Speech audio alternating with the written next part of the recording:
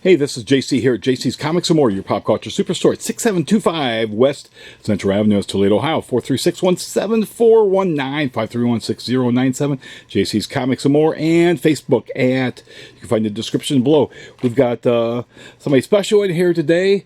Would you like to introduce yourself? I go by Chod as an artist. I have a new comic book out, Baby Arms the Destroyer.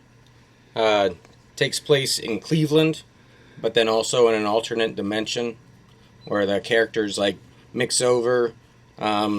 Just first issue. It's pretty much horror based is what it's going for. Show us some of the artwork there as your...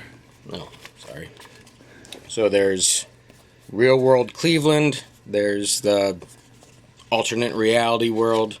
And this character here, he is... This is their BAs. Two different. There's BA in Cleveland, the real world, and then BA in the alternate as well, which is that character, which you can see has the little baby arms inside the big power arms. Okay. And then the character in Cleveland also has the little baby arms, but doesn't have the power arms. Has to deal daily with his little stubby arms. But there's murder, plenty of that. There's a lot of carnage, but it's going to be more than just the one issue. I'm going to keep going with it, but Now, do you plan on this being a mini-series or an ongoing series? Ongoing for a while. I have ideas of what I want to do with the storyline, and as right now, it's like maybe 10 like in my head, but we'll see where it goes from there. Plenty of monsters, a mixture of a raccoon with a baby that does battle with, and yes, plenty. Now, what had you come up with this premise? Pretty much that I love horror. I liked to.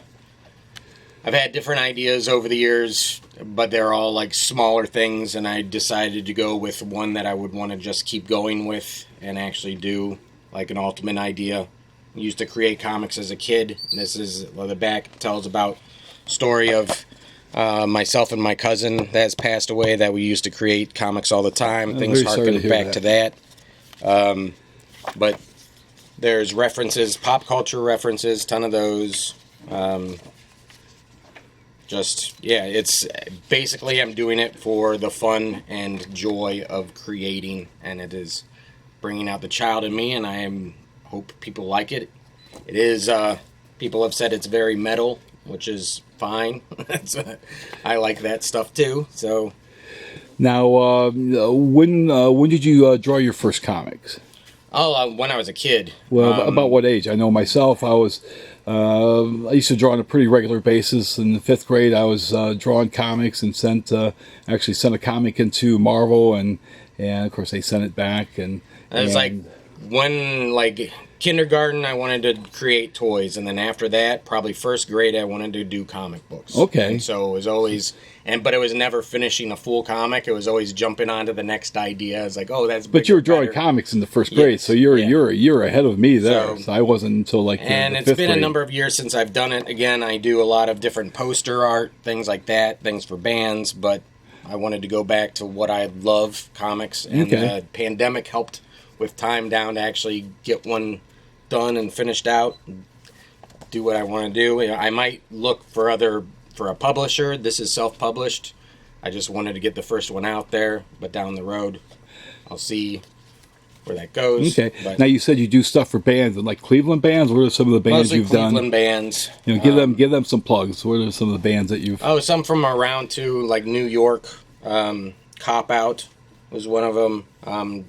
Down in Texas. NSNS, a bunch of different ones, but I do for Cleveland Cinemas.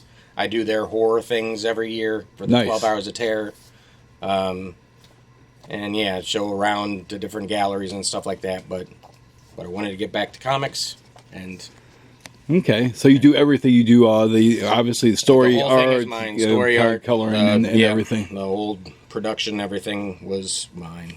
Now this is issue 1 here. Issue 1. What would the schedule be for like issue 2? Wouldn't Issue you 2, know, I'm working on it. I got people picking this up. That way they it's know. Not going to be like a bi-monthly or anything. It's like I am.